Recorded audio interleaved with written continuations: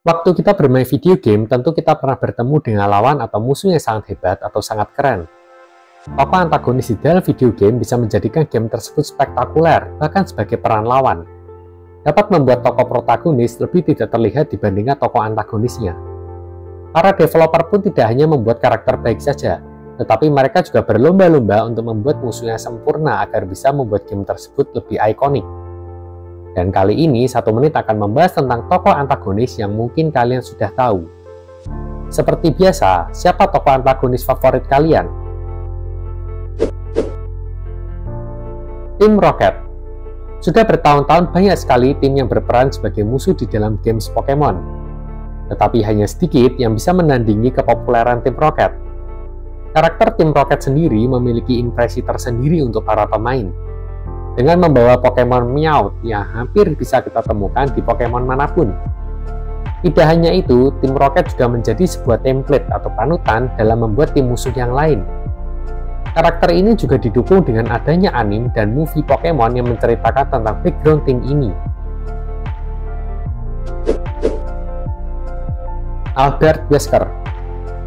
Tidak ada yang lebih stylish untuk ukuran antagonis dalam video game selain Albert Wesker. Tokoh yang muncul pada film Resident Evil ini terlihat begitu berkelas dan mencuri banyak perhatian penonton di setiap gerakannya.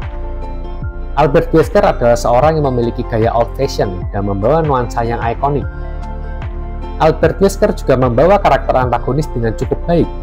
Meskipun jarang muncul pada video game, tapi namanya sudah cukup memberikan rasa yang mengerikan. Albert juga terkenal sangat kuat, layaknya Terminator yang terus kembali meskipun dikalahkan. Stay here. I'll be back. Sephiroth. Final Fantasy series jelas memiliki banyak sekali tokoh musuh yang terkenal. Mungkin ada beberapa yang memperdebatkan bahwa Kefka seharusnya masuk dalam perhitungan. Tetapi tahukah kamu Kefka? Tokoh layaknya badut yang muncul pada Final Fantasy 6. Kalau kita berfokus pada dampak pada industri game yang lebih besar, tentu hanya ada satu pemenang, yaitu Sephiroth. Tokoh yang datang dengan lagu khasnya datang dengan satu sayapnya yang membuat Sephiroth dikenal banyak orang. Tokoh Sephiroth yang muncul pada Final Fantasy 7 dengan gaya yang sangat unik dan mengintimidasi, membuatnya menjadi tokoh antagonis yang sempurna. Dr. Robotnik. Dr. Robotnik atau Eggman tidak terlihat menyeramkan. Memang pada faktanya, Dr. Robotnik tidak terlihat menyeramkan dengan kumisnya yang mengagumkan. Tetapi tidak bisa kita pungkiri bahwa Dr. Robotnik tetaplah karakter yang sangat berbahaya. Karena aset terbesar yang dimiliki Dr. Robotnik adalah cara dia berpikir, membuat dia datang dengan inovasi yang gila.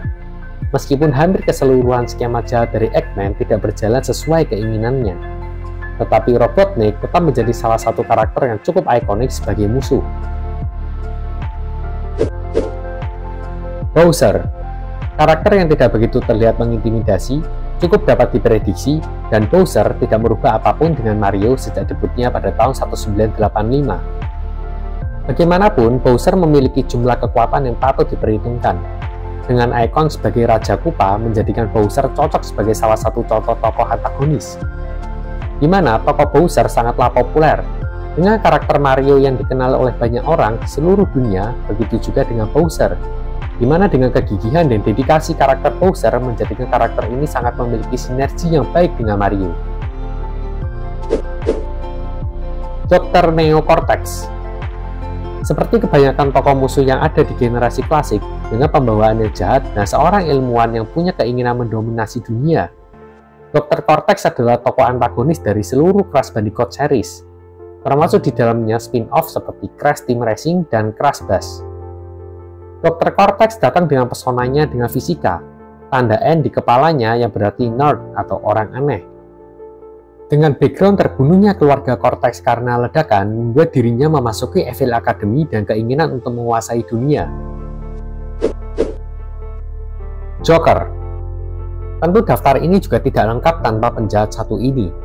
Datang di film dan komik Batman series, tokoh yang oportunis dan juga manipulatif membuat banyak orang mensupport skema gilanya. Bagaimana cara Joker mempermainkan Batman membuat kita terpukau.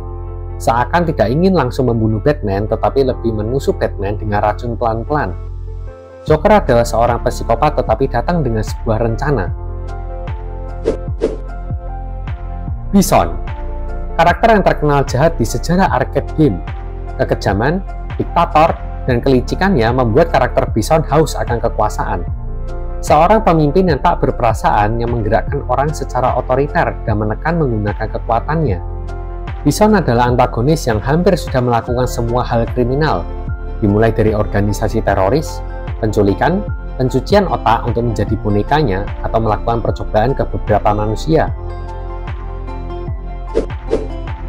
Shao Kahn, tokoh yang paling kejam, jahat, dan menakutkan di game fighting Mortal Kombat, di mana kita tahu bahwa Mortal Kombat penuh dengan darah dan tulang belulang. Tidak heran menjadikan Shao Kahn sebagai bos yang paling sulit di game ini. Shao Kahn adalah karakter yang datang dengan tanpa cerita tragis di dalamnya, tanpa penyesalan, tanpa moralitas, hanya murni jahat. Dan tidak seperti karakter penjahat lain di mana membuat kerajaan, Shao Kahn membuka secara terang-terangan misi penaklukannya melalui turnamen Mortal Kombat. Zeus, seorang raja dari para dewa dan pemimpin Olympus. Karakter Zeus juga datang sebagai lawan terakhir dari God of War trilogi dan juga sebagai ayah Kratos. Jadi Zeus juga memiliki peran antagonis yang sangat penting dalam God of War series. Dimulai menjadi kawan Kratos dan mengalahkan Ares, Zeus akhirnya mengkhianati anaknya karena takut akan ramalan tentang Kratos yang akan menghancurkan Olympians. Sebagai raja dari para dewa, Zeus sangat kuat, memiliki kemampuan tidak hanya dari kekuatan dan serangan listrik, tetapi juga kemampuan dalam mengambil kekuatan dewa lain, menjadikannya lawan yang tangguh. Itulah ke-10 tokoh antagonis yang cukup dikenal oleh banyak orang. Tentu masih banyak lagi tokoh antagonis yang ikonik dan lebih menyeramkan. Lalu siapa tokoh antagonis yang paling kalian takuti? Sekian dari 1 menit. Kalau dirasa informasinya berguna, bisa komen, like, dan subscribe.